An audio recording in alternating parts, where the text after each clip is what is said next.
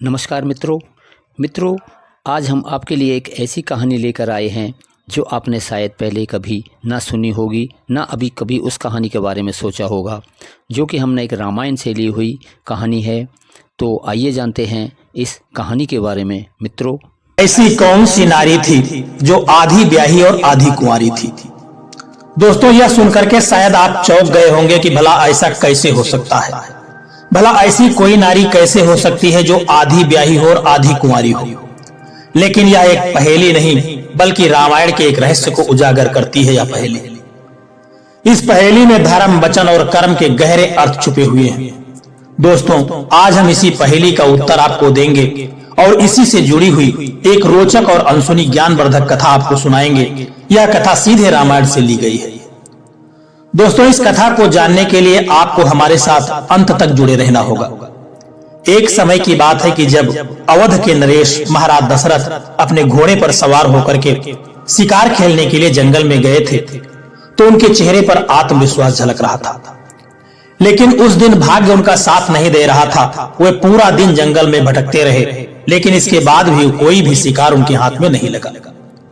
दोस्तों, उस समय राजाओं के लिए शिकार केवल उनका मनोरंजन नहीं था, यह उनकी वीरता और पराक्रम का प्रतीक माना जाता था।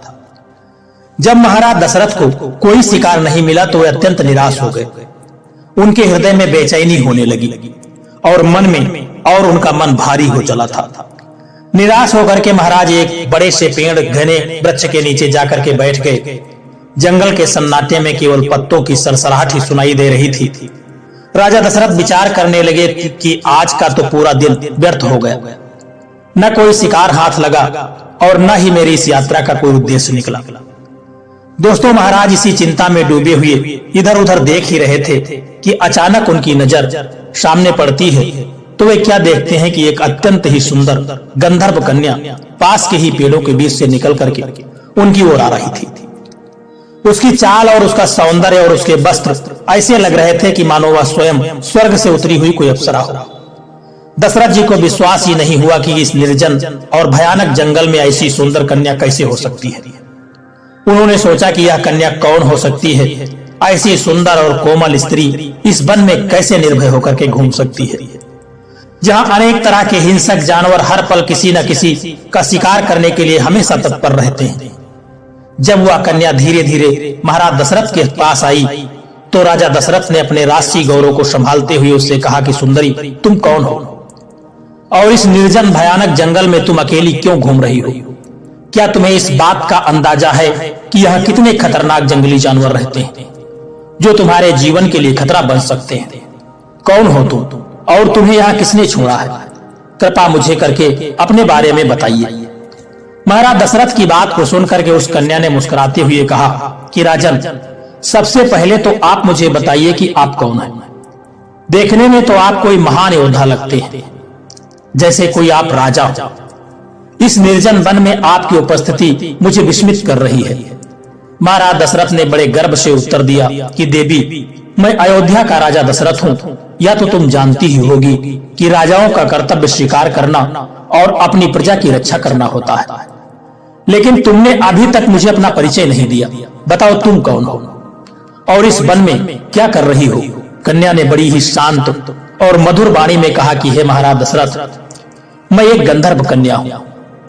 मेरे पिता ने मुझे पूर्ण स्वतंत्रता दी है कि मैं अपने लिए स्वयं कोई योग्य वर तलाश सकूं, और इसी कारण मैं इस जंगल में अपनी योग्य पति की खोज में घूम रही हूँ। दशरथ जी को यह सुनकर के बड़ा आश्चर्य हुआ। उन्होंने कहा, क्या तुम्हारे पिता ने तुम्हें इस खतरनाक जंगल में अकेले भेज दिया? क्या यह उचित है? यह उचित है कि एक पिता अपनी पुत्री को स्वयं अपना जीवन साथी खोजने के लिए इस निर्जन स्थानों में भटकने दे? या तो पिता का कर्तव्य होता है कि वो अपनी पुत्री के लिए कोई योग्य वर की खोज स्वयं करे। गंधर्व कन्या ने महाराज दशरथ की बात सुनकर के जवाब दिया कि महाराज, मेरे पिता ने मुझे यह स्वतंत्रता इस विश्वास के साथ दी है कि मैं अपने लिए सही निर्णय ले सकूं, और अब जब मैंने आपको देखा है तो मुझे महसूस होता है कि मेरी खोज समाप्त हो गई है। आप ही मेरे लिए वह उचित वर हैं। दशरथ जी ने उस कन्या की बात सुनकर के थोड़ा हंसते हुए कहा कि हे सुंदरी, तुम्हारे साहस और वीरता की सराहना करता हूं, लेकिन तुम्हें मेरे बारे में सब कुछ जान लेना चाहिए। मैं एक राजा हूँ और मेरे कंधों पर मेरे राज्य और प्रजा का दायित्व है। तुमने मुझसे विवाह की बात कही है, परंतु क्या तुम्हारे पिता ने तुम्हें यह आज्ञा दी है कि तुम किसी भी व्यक्ति से विवाह कर सकती हो, भले ही वह राजा हो? गंधर्व कन्या ने कहा कि हे राजन, मैं इस बात से पूरी तरह से अवगत हूँ, परंतु अब मैं मन से आपके प्रति समर्पित हो चुकी हूँ। मैं आपसे विवाह करना चाहती हूँ और आपके साथ अपना जीवन बिताना चाहती हूँ। गंधर्व कन्या और महाराज दशरथ के बीच संवाद चलता रहा। दशरथ जी ने थोड़े आश्चर्य और चिंता के साथ कहा, हे सुंदरी, तुम्हारे पिता ने तुम्हें इतनी सुंदरता कैसे दे दी? क्या यह पिता का कर्तव्य नहीं है कि वह अपनी पुत्री के लिए कोई योग्य वर खोजे? ऐसा कैसे संभव है कि तुम खुद निर्भय होकर के अपने लिए पति की तलाश करने में इस सुनसान जंगल में भटक रही हो? अरे परंपरा तो यही कहती है कि पिता अपनी बेटी के लिए वर चुने और उसी के साथ उसका विवाह संपन्न हो। दशरथ जी की बात सुनकर के गंधर्व कन्या मुस्कुराई और शांत स्वर में बोली, हे राजन, मैं गंधर्व लोक की कन्या हूँ। हमारे लोक में यह नियम है कि पुत्री को अपने जीवन साथी का चुनाव करने का पूरा अधिकार होता है। मेरे पिता ने मुझे यह स्वतंत्रता इस विश्वास के साथ दी है कि मैं अपनी पसंद से अपने लिए कोई योग्य वर चुन सकूं। यही कारण है कि मैं इस जंगल में निर्भय होकर के अपने पति की तलाश कर रही हूँ। लेकिन अब जब मैंने आपको देखा है तो मुझे विश्वास हो गया है कि मेरी खोज पूरी हो गई है। आप ही मेरे योग्य वर हैं। दशरथ को गंधर्व कन्या का आत्मविश्वास और साहस बड़ा ही अद्भुत लगा, लेकिन वे थोड़ा व्यंग करते हुए कहने लगे कि अरे यह तो बड़ी वही बात हुई जो आजकल के लोग करते हैं। कोई लड़का या लड़की एक दूसरे को पसंद कर लेते हैं और अगर घर वाले राजी न हो तो भाग करके शादी कर लेते हैं। खैर यह तो पुरानी बातें हैं, छोड़ो। मुझे यह बताओ कि तुमने मुझे ही क्यों चुना है? तभी गंधर्व कन्या ने कहा, हे राजन, मेरे मन ने तुम्हें चुना है। जब मैंने तुम्हें देखा तो मेरा हृदय यह जान गया कि तुम ही मेरे जीवन साथी बनने के योग्य हो। तुम्हारा राष्ट्रीय व्यक्तित्व, तुम्हारी गरिमा और तुम्हारे भीतर की ताकत ने मुझे यह विश्वास दिलाया है कि तुम ही मेरे लिए सबसे उपयोगी हो। अब मैं तुमसे विवाह करना चाहती हूँ। दोस्तों, दशरथ जी यह सुनकर के थोड़े गंभीर हो गए, लेकिन उनके मन में भी उस गंधर्व कन्या के प्रति आकर्षण पैदा हो चुका था। उसकी सुंदरता पर वह मोहित हो चुके थे। उन्होंने कहा कि हे गंधर्व कन्या, तुम्हारे साहस और प्रेम ने मुझे भी आकर्षित कर लिया है। मैं भी अब तुमसे विवाह करने के लिए सहमत हूँ। महाराज दशरथ उस गंधर्व कन्या को भोगना चाहते थे और इसीलिए कामातुर होकर के उस गंधर्व कन्या की ओर बढ़ने लगे। महाराज दशरथ को अपनी ओर आते देख करके गंधर्व कन्या मुस्कुराई, लेकिन फिर वह थोड़ी गंभीर होकर के कहने लगी। उसने राजा दशरथ को रोक करके कहा कि ठहरो राजन, विवाह तो मैं तुमसे ही करूंगी, लेकिन मेरी एक शर्त है। अगर तुम मेरी शर्त मानोगे तो ही मैं तुम्हारे साथ विवाह करूंगी। महाराज दशरथ ने उत्सुकता से पूछा कि बताओ तुम्हारी क्या शर्त है? मैं उसे मानने के लिए तैयार हूं। कहते हैं दोस्तों, कामी, लोभी, लालची जब अपने स्वार्थ में चकनाचूर होते हैं तो फिर वे अच्छे बुरे का परिणाम भूल जाते हैं। वो यह भी भूल जाते हैं कि भविष्य में इसका परिणाम हमारे हित में होगा या अहित होगा, या मेरे दुख का कारण बनेगा।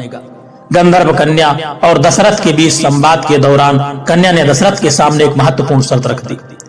उसने गंभीरता से कहा कि राजन, यदि आप चाहते हैं कि मैं आपकी इच्छा को स्वीकार करूं और आपसे विवाह करूं, तो आपको एक वचन देना होगा। मेरा पुत्र ही अयोध्या की गद्दी पर बैठेगा, और यदि आप यह वचन देते हैं तो मैं आपके साथ विवाह करूंगी। दशरथ जी ने इस बात को बिना ज्यादा विचार किए स्वीकार कर लिया। उस समय उनके कोई संतान नहीं थी। उन्होंने सोचा कि शायद इससे कोई संतान पैदा हो सके। उनके मन में यह विचार आया कि एक विवाह के लिए यह वचन देना कोई बड़ी बात नहीं है। उन्होंने आत्मविश्वास भरी आवाज में कहा कि हे सुंदरी, मैं आपको वचन देता हूं कि आपका पुत्र ही अयोध्या की राजगद्दी पर विराजमान होगा। अब आप प्रसन्न हो जाइए। गंधर्व कन्या यह वचन सुन करके संतुष्ट हो गई। उसकी आंखों में एक चमक थी, मानो उसे अब अपने जीवन का उद्देश्य प्राप्त हो चुका था। दशरथ जी ने उसे भरोसा दिलाते हुए कहा कि अब मैं आपके पास तुरंत नहीं रह सकता। मैं अपने राज्य अयोध्या लौट करके बारात लाऊंगा, तब हम वैदिक रीति रिवाज से विवाह करेंगे। इसी तरह से आपका और मेरा विवाह पूर्ण हो सकेगा।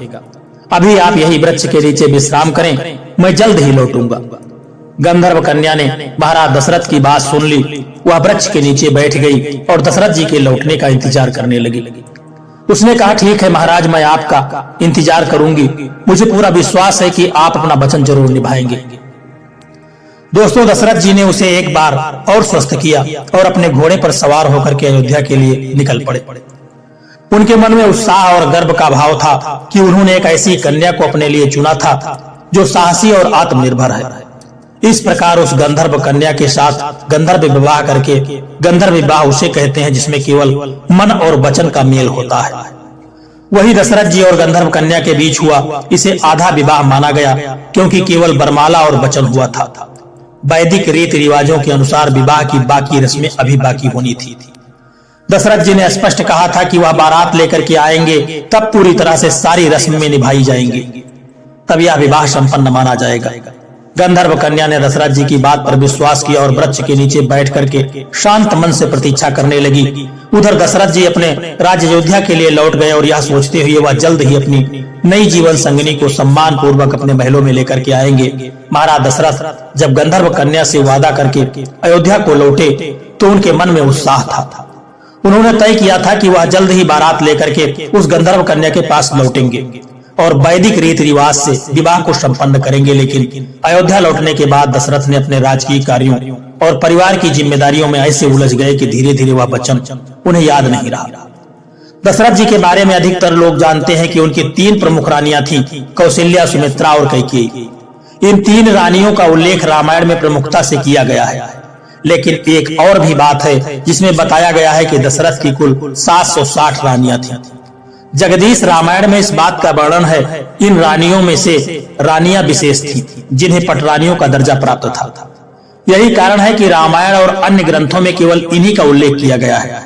लेकिन अन्य रानियां भी दशरथ के जीवन का महत्वपूर्ण हिस्सा थी। उनके साथ दशरथ जी का अलग अलग संबंध था और वह सभी उनके महल की शोभा बढ़ाती थी। जब महाराज दशरथ अयोध्या लौटे तो अपनी 760 रानियों में खो गए। हर दिन महल में कोई न कोई उत्सव होता, कहीं न कहीं कोई आयोजन होता। वे अपने परिवार के साथ में व्यस्त हो गए कि धीरे धीरे गंधर्व कन्या से किया गया वचन उनके मन से मिटने लगा। उनकी 3 प्रमुख रानियां कौशल्या, सुमित्रा और कैकेयी हर समय उनकी सेवा में प्रेम में लगी रहती थी। राजमहल के अन्य कामकाज और प्रजा के कल्याण के कार्यों में दशरथ जी इतने उलझ गए कि जंगल में वृक्ष के नीचे प्रतीक्षा कर रही उस गंधर्व कन्या का उन्हें ध्यान ही नहीं रहा। गंधर्व कन्या ने दशरथ पर विश्वास करके उन्हें वचन दिया था कि उनकी इंतजार करेगी उनका। लेकिन दशरथ अपने महल में के वैभव, रानियों के प्रेम और राजकाज के कार्यों में ऐसे मगन हुए कि उन्होंने उस गंधर्व कन्या से किया गया वादा पूरी तरह से भुला दिया। महल में उनके पास हर समय कोई न कोई रानी बनी रहती थी।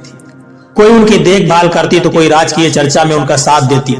दशरथ जी को यह याद नहीं रहा कि उन्होंने गंधर्व कन्या से बारात लेकर लौटने का वचन दिया था। उधर जंगल में वह गंधर्व कन्या दशरथ की प्रतीक्षा करती रही। हर दिन उसे लगता था कि महाराज दशरथ बारात लेकर के आएंगे और उसे अपने साथ ले जाएंगे। लेकिन जैसे जैसे समय बीतता गया उसके मन में निराशा बढ़ती चली गई। दोस्तों, इस प्रकार से दशरथ जी अपनी व्यस्तता में गंधर्व कन्या के वचन को भूल चुके थे और अपने वर्तमान जीवन में मगन रहने लगे। गंधर्व कन्या ने राजा दशरथ के वचन का पूरा विश्वास किया था। वो उस वृक्ष के नीचे बैठ करके उनकी प्रतीक्षा करती रही। हर दिन उसे लगता था कि राजा दशरथ अपनी बारात लेकर के आएंगे और उसे अपने साथ लेकर के जाएंगे। लेकिन समय बीतता गया और दशरथ अपने वादे को भूल करके अपने राज कार्यों में उलझ गए और अपनी रानियों के प्रेम में खो गए। गंधर्व कन्या के लिए यह प्रतीक्षा असहनीय होती चली गई। उसने सोचा कि दशरथ ने वचन दिया है और राजा का वचन कभी झूठा नहीं हो सकता, लेकिन वो अब तक क्यों नहीं आए। इसी सोच में डूबी गंधर्व कन्या ने उस वृक्ष के नीचे तपस्या करना शुरू कर दिया। वह अपने मन को शांत रखते हुए भगवान से प्रार्थना करने लगी कि महाराज दशरथ अपना वचन निभाएं। कई दिनों और रातों तक वह तपस्या करती रही। उसकी तपस्या इतनी गहन थी कि उसने अपना शरीर तक वहीं बैठे बैठे त्याग दिया।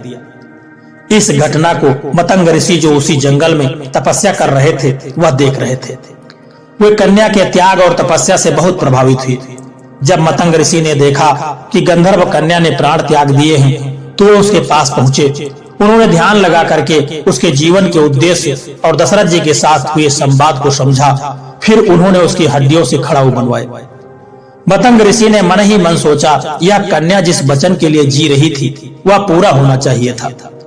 दशरथ जी ने उसे गद्दी से जोड़ने का वादा किया था और यह खड़ाऊ ही अब तक उस वचन को पूरा करेंगे, खड़ाऊ बना करके। मतंग ऋषि अपने शिष्य अत्रि ऋषि के पास गए। उन्होंने खड़ाऊ अत्रि मुनि को सौंपते हुए पूरी घटना सुनाई। उन्होंने कहा कि हे अत्रि, यह खड़ाऊ उस गंधर्व कन्या के हैं जिसने राजा दशरथ के वचन पर विश्वास किया था और अपने प्राण त्याग दिए। अब यह खड़ाऊ उस वचन को पूरा करेंगे। इन्हें किसी ऐसे योग्य व्यक्ति को दे देना जो इन्हें सम्मान पूर्वक उपयोग कर सके। अत्रि ऋषि ने श्रद्धा पूर्वक खड़ाऊ को स्वीकार कर लिया और उन्हें अपने आश्रम में रख लिया। उधर महाराज दशरथ अपने वचन को भूल चुके थे। समय बीतता गया और दशरथ के घर में भगवान राम का जन्म हुआ। भगवान राम बड़े हुए और एक दिन कैकेयी के कहने पर उन्हें वनवास का आदेश मिला। राम माता सीता और लक्ष्मण के साथ वनवास पर चले गए। वन में घूमते हुए भी अत्रि ऋषि के आश्रम में जाकर के पहुंचे और अत्रि ऋषि और उनकी पत्नी माता अनसुईया ने राम, लक्ष्मण और सीता का स्वागत किया। माता अनसुईया ने माता सीता को दिव्य वस्त्र और आभूषण दिए और उन्हें जीवन के कई उपयोगी ज्ञान भी सिखाए। जब राम आश्रम से जाने वाले थे तो अत्रि मुनि ने सोचा कि अब समय आ चुका है, इन खड़ाओं को सही व्यक्ति को सौंप देना चाहिए। उन्होंने वही खड़ाऊ भगवान राम को भेंट करते हुए कहा कि हे राम, यह खड़ाऊ मतंग ऋषि के द्वारा बनाए गए हैं, इनका बड़ा महत्व है, इन्हें अपने पास रखिए और उचित रूप में इनका उपयोग कीजिए। भगवान राम ने खड़ाऊ को बड़े आदर के साथ स्वीकार किया और उन्होंने जान लिया कि यह खड़ाऊ किसी विशेष उद्देश्य के लिए है। भगवान राम ने उन्हें अपने साथ रखा और वह मतंग ऋषि भी वहीं पर पहुंच जाते हैं। और मतंग ऋषि ने अपने शिष्य को बहुत ही धन्यवाद दिया और कहा कि तुमने जो यह खड़ाऊ भगवान राम को दिए हैं यही काम उचित था, इन्हीं को देने थे। दोस्तों, फिर भगवान राम ने खड़ाऊ जो थे अपने पैरों में नहीं पहने, उन्हें अपने पैरों की जूती नहीं बनाया। वे खड़ाऊ एक वस्त्र में लपेट करके अपने भाई लक्ष्मण को दे दिया और कहा कि हे लक्ष्मण, इन खड़ाऊ को अपने पास में रखिएगा, इन्हें पैरों में नहीं पहनना है, आगे जंगल में नंगे पैरों ही चलना है, हम इन्हें पहनेंगे नहीं। दोस्तों, तो बताया जाता है कि भगवान राम, लक्ष्मण, सीता जब चित्रकूट में मौजूद थे उसी समय राम के वनवास के निर्णय से हर कोई अयोध्या में दुखी था, लेकिन सबसे अधिक दुखी थे भरत। अपने बड़े भाई के बिना अयोध्या के राजमहल सूने लगने लगे थे। भरत ने अपने मन में निश्चय कर लिया था कि वे राम से मिलने चित्रकूट जाएंगे और उन्हें वापस लेकर के अयोध्या आएंगे। भरत जी ने अयोध्या से चित्रकूट की यात्रा की। उनके साथ गुरु वशिष्ठ और कई अन्य राज परिवार के सदस्य भी थे। जब भरत जी चित्रकूट पहुंचे तो उन्होंने राम को देखा। राम वनवासी वेश में थे और उनके साथ लक्ष्मण और माता सीता थे। भरत जी ने अपने भाई को इस अवस्था में देखा तो उनकी आंखों में आंसू आ गए।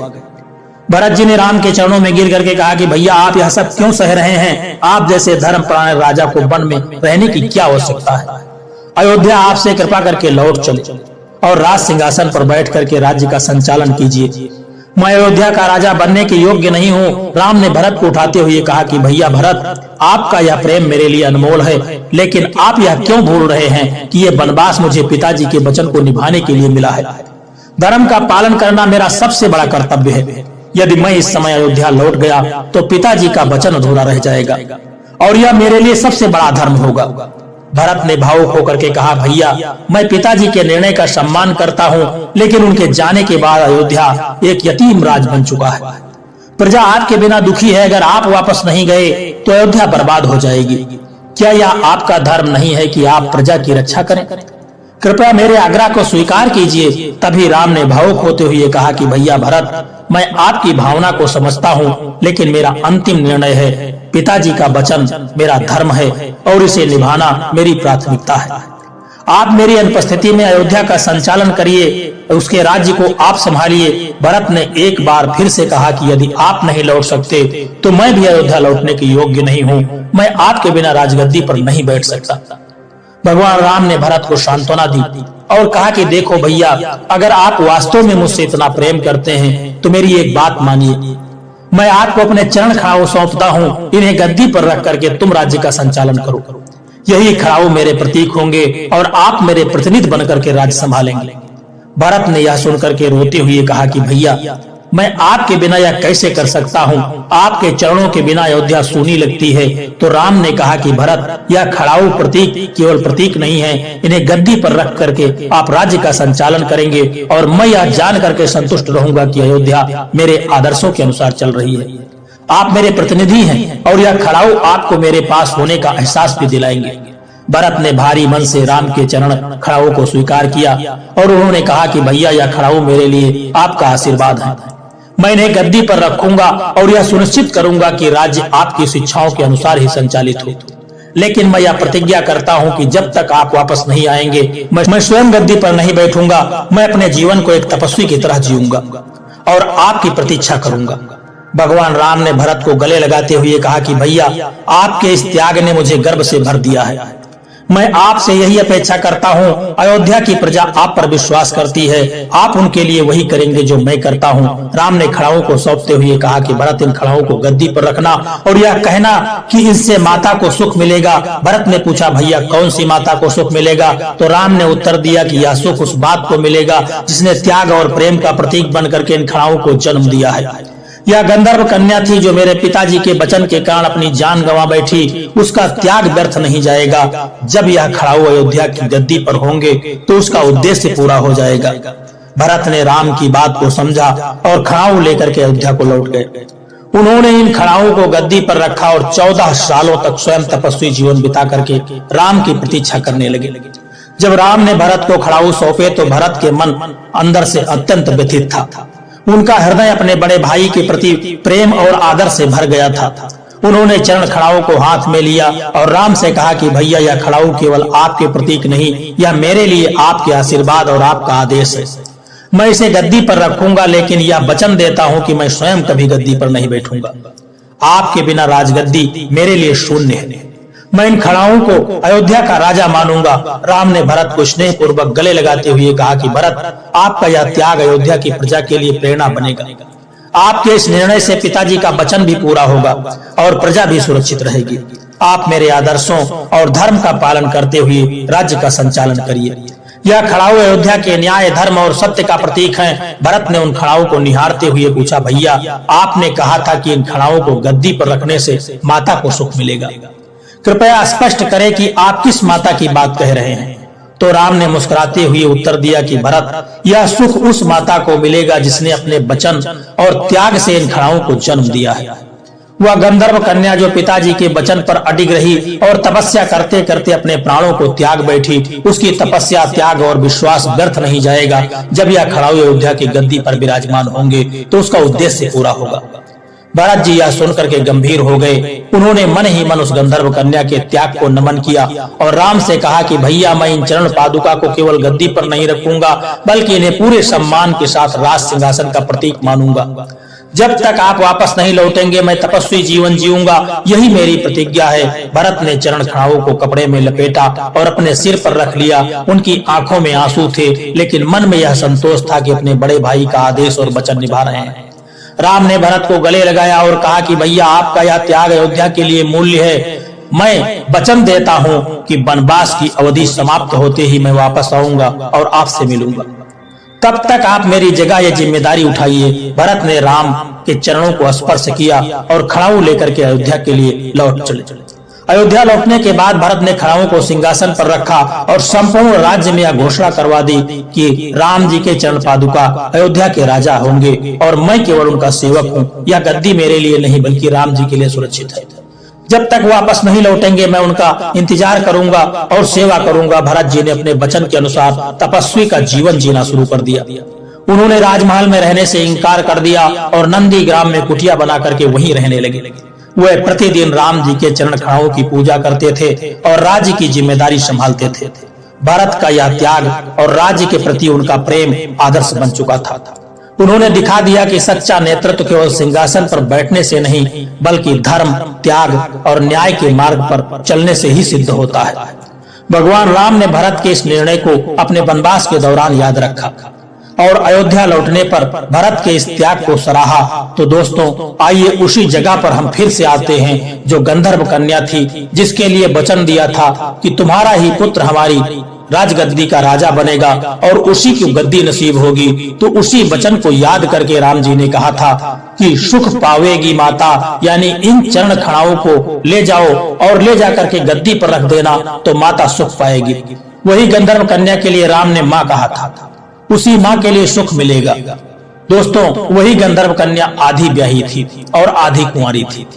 अब कुछ लोग कहते हैं कि ताड़का के शरीर के हड्डियों के खड़ाऊ थे। तो दोस्तों, ये अपने अपने मतों के अनुसार जो भी लोगों ने कहा है वो उनके मत से सही होगा, लेकिन मैं आपको यह रामायण से संबंधित बात बता रहा हूँ कि वही गंधर्व कन्या जो थी, जिसके लिए वचन दशरथ जी ने दिया था कि तुम्हारे बेटे के लिए ही गद्दी नसीब होगी, तो उस वचन को पूरा करने के लिए और अपने पिता के वचन को पूरा करने के लिए राम जी ने कहा था भरत से कि चरण खड़ाओं को ले जाओ और गद्दी पर रख देना, तो माता को सुख मिलेगा।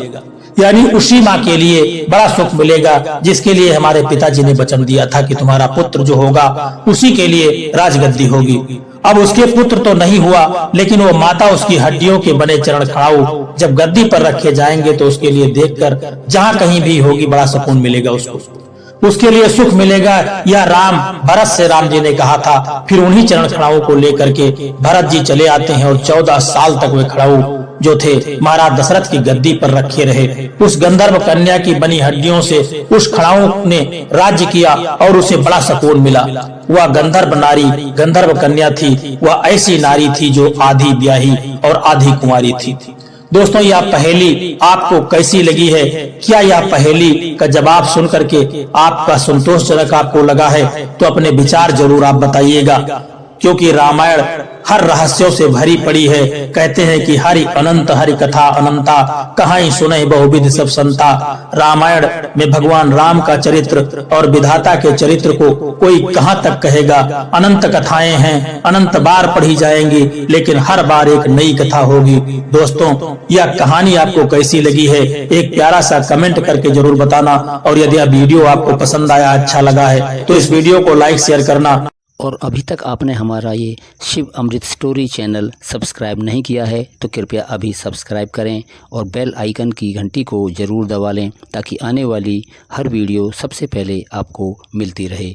तब तक के लिए नमस्कार, फिर अगली वीडियो में मिलेंगे। जय श्री राम, हर हर महादेव दोस्तों।